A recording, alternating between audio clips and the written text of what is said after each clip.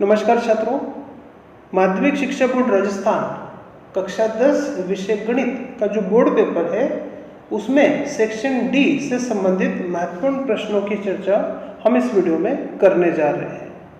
जैसे कि आप जानते हैं कि सेक्शन डी में 6 अंक के 5 प्रश्न आते हैं और वो इन प्रश्नावली में से आते हैं। एक प्रश्नावली 4 में से आता है रेखिक ग्राफ वाला, 2 चर वाले रेखिक समीकरण का जो ग्राफ है वो आता है। एक प्रश्नावली 7 में से आता है त्रिकोणमिति सर्वसमीकरण, 6 नंबर के प्रश्न रहते हैं। प्रश्नावली 9 में से आता है निर्देशांक ज्यामिति। प्रश्नावली 17 में से आता है केंद्रीय प्रवृत्ति के माप। और एक जो प्रश्नावली 11 है, 13 है, 12 है, इन सब में से भी मिला के एक 6 नंबर का प्रश्न रहता है। लेकिन इस वाले में जैसे प्रश्नावली 11 है, 12 है, 13 है, इसमें हमें अथवा मिलेगा। प्रश्नावली 4 में 6 अंक के की दृष्टि से जो महत्वपूर्ण प्रश्न है वो आप यहाँ देख पा रहे हैं। ठीक है, जैसे कि पहला प्रश्न है कि निम्नलिखित रेखिक समीकरण युग्म को आलेखीय विधि से हल करो तथा उन बिंदुओं के निर्देशांक बताइए जहाँ ये रेखाएं y को काटेंगी। जिसे आप यहाँ देख पा रहे हैं, तो ये महत्वपूर्ण प्रश्न है। इसी तरह से इसका दूसरा है 4x - 5y = 20 और 3x + 5y = 12। इसमें वो त्रिभुज के शीर्ष के निर्देशांक आपको बताने हैं। इसी तरह से तीसरा है आलेखीय विधि से हल करो तथा a का भी मान बताना है। तो इस तरह का प्रश्न पिछले वर्ष भी बोर्ड में था। Question number 4 असमीका। ठीक है, बोर्ड में अभी तक तो नहीं आया है इस तरह का प्रश्न, लेकिन कभी आ जाए तो ये महत्वपूर्ण प्रश्न है।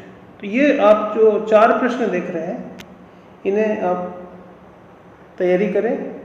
ठीक है, आगे बढ़ते हैं। अगली है प्रश्नावली 17। ठीक है, इसमें से भी एक 6 नंबर का प्रश्न रहेगा। ठीक है, तो यहाँ इस तरह के प्रश्न आ सकते हैं कि बंटन का माध्य आपको दे रखा है 1.46, तो x और y का मान बताइए, अज्ञात बारंबारता बताइए। तो एक महत्वपूर्ण प्रश्न है। इसी तरह से क्वेश्चन नंबर 2, इसमें माध्य 7.5 दे रखा है, p का मान बताना है। इसी तरह से यहाँ कल्पित विधि से माध्य और बहुलक बताना है। और यहाँ चौथा क्वेश्चन, यहाँ आप चौथे क्वेश्चन को पद विचलन विधि से कर सकते हैं और बहुलक भी बताना है। इसी तरह से इसका, तो ये 5 प्रश्न हमने लिए हैं जो महत्वपूर्ण है। इन्हें आप देखिए, निश्चित रूप से इसमें से आपको इस टाइप के ही क्वेश्चन आपको वहाँ पर मिलेंगे। ठीक है, आगे बढ़ते हैं। अगली एक्सरसाइज है निर्देशांक ज्यामिति। इसमें से भी आपके एक 6 नंबर का प्रश्न रहेगा। महत्वपूर्ण प्रश्न आप यहाँ देख पा रहे हैं। ठीक है, जैसे कि पहला प्रश्न है कि उस त्रिभुज की माध्यिकाओं की लंबाई बताइए जिस त्रिभुज के शीर्ष है इस तरह से। अगला क्वेश्चन है सिद्ध करो कि समकोण त्रिभुज में कर्ण का मध्य बिंदु जो होता है वो त्रिभुज के शीर्ष a तथा b से समान दूरी पर हो। ठीक है, इसी तरह से ये तीसरा क्वेश्चन है त्रिभुज की भुजाओं के मध्य बिंदु दे रखें, शीर्ष बताना है। ठीक है, चौथा है 5वां क्वेश्चन, एक अच्छा प्रश्न है। 5वें में हमें अनुपात बताइए जबकि ये बिंदु -3, p बिंदुओं -5, -4 और -2, 3 को अंत विभाजित करता है। इन बिंदुओं को मिलाने वाले रेखाखंड को विभाजित करता है। ये छठा क्वेश्चन भी बोर्ड में आ चुका है पहले। ठीक है, तो ये सारे ही इंपॉर्टेंट प्रश्न हैं, इन्हें आप देखिए। और अगर आपको प्रॉब्लम आती है किसी सवाल को करने में तो आप कमेंट में बताइए, मैं उसको सॉल्व करूंगा। अगला प्रश्न है 11वां इसी एक्सरसाइज का कि उस बिंदु के निर्देशांक बताइए जो बिंदुओं इनको मिलाने वाले रेखाखंड को 7:9 में बाह्य विभाजित करता है।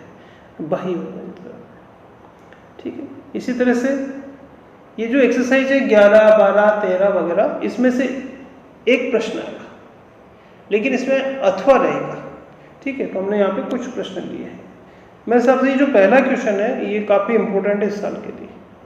ये प्रमेय है सिद्ध करो कि एक चाप द्वारा वृत्त के केंद्र में बना कोण उसी चाप द्वारा परिधि में बने कोण का दुगना होता है। तो मेरे हिसाब से ये इस साल के लिए इंपॉर्टेंट क्वेश्चन है। इसी तरह से आप बाकी भी देख पा रहे हैं। ये जो है इसका तीसरा क्वेश्चन है, कई बार बोर्ड में आ चुका है। ठीक है। चौथा क्वेश्चन भी कई बार बोर्ड में आया है, ठीक है। इसी तरह से 5वां है, 6वां 7वां है, ठीक है। और ये 9वां जो क्वेश्चन है, बोधायन प्रमेय का कथन लिखिए और उसको प्रतिपादित भी कीजिए और सत्यापित भी कीजिए, इस तरह से भी आ सकता है। तो बोधायन प्रमेय और थेल्स प्रमेय भी हमने इसमें ली है, ठीक है। आगे बढ़ते हैं। एक्सरसाइज 7, इसमें से पिछले वर्ष भी 3-3 करके 2 क्वेश्चन आए थे, ठीक है। तो ये सर्व समीकरण जो है इन्हें सिद्ध करके आपको देखना चाहिए, ठीक है।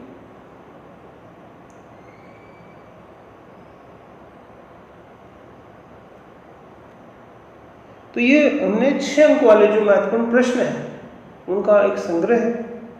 निश्चित रूप से आपको इसमें से वहां पे प्रश्न मिलेंगे, ठीक है। धन्यवाद।